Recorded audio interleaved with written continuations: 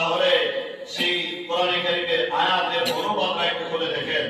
আল্লাহ তাআলা এই সূরাটা কোন কারণে নাযিল করেছে, আল্লাহ তাআলা এই আয়াতটা কোন পরিপ্রেক্ষিতে নাযিল করেছে, তখন আপনার মনের মধ্যে চিন্তা আসবে এই কোরআন হুদাল লিন-নাস ওয়া বাইয়িনাতিন মিনাল হুদা ওয়াল ফুরকান।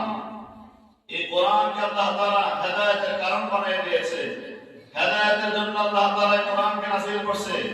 কিন্তু আবার আছে ইউদিল্লু বিহি কাসীরা ওয়া ইয়াহদি বিহি কাসীরা। এই কোরআন পড়া আবার অনেকে গোমরা হইতেছে, এই কোরআন পড়া আবার অনেকে হেদায়েত প্রাপ্ত হইতেছে। কথা বলুন ঠিক কিনা? হ্যাঁ, সব মুসলমানের আল্লাহে, সব মুসলমানের নবী, সব মুসলমানের কোরআনে, তারপরে কেন মুসলমানদের মধ্যে এত দল, এত ভিন্নতা কেন হবে? ওই যে ইউদিল্লু বিহি কাসীরা, কোরআন পড়ে কিন্তু কোরআনকে উল্টা ব্যাখ্যা করে, কোরআন পড়ে এই কোরআনের অপপ্রচার মানুষের কাছে চালায়। কথা বলুন ঠিক কিনা? কোরআন দিয়ে ব্যবসা করে, কিন্তু না, লা তাসতারু বিআয়াতি সামানান কালিলা। আল্লাহ বলেন এই কোরআন দিয়ে ব্যবসা করা যাবে না। কোরআন পড়েছো, হেদায়েতের জন্য দোয়া করো।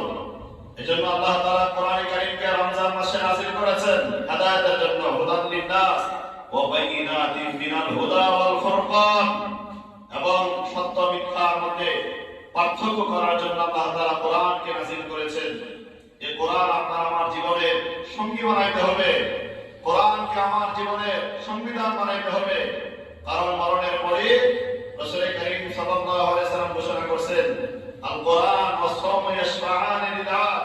কোরআন এবং রোজা আল্লাহর জন্য, আল্লাহর কাছে বান্দার জন্য সুপারিশ করবে। কোরআনের সুপারিশে মানুষ জান্নাতে যাবে, রোজার সুপারিশে মানুষ জান্নাতে যাবে। এমন কোরআন পড়নেওয়ালা হইতে হবে, কোরআন পড়াইনেওয়ালা হইতে হবে। রাসূল করিম সাল্লাল্লাহু আলাইহি ওয়াসাল্লাম বলেন, খায়রুকুম মান তাআল্লামাল কুরআন ওয়া আল্লামা। তোমাদের মধ্যে সর্বোত্তম, সর্বশ্রেষ্ঠ মানুষ হইল ওই মানুষ যে নাকি কোরআন শিখে এবং কোরআন শিখায়। সুতরাং আমরা তো এমপি মন্ত্রী চেয়ারম্যান হইলে আমরা তারে সবচেয়ে ভালো মানুষ মনে করি, সবচেয়ে সম্মানিত মনে করি। রাসূল বলেন, খায়রুকুম মান তাআল্লামাল কুরআন ওয়া আল্লামা। তোমাদের মধ্যে সবচেয়ে উত্তম মানুষ হলো ওই মানুষ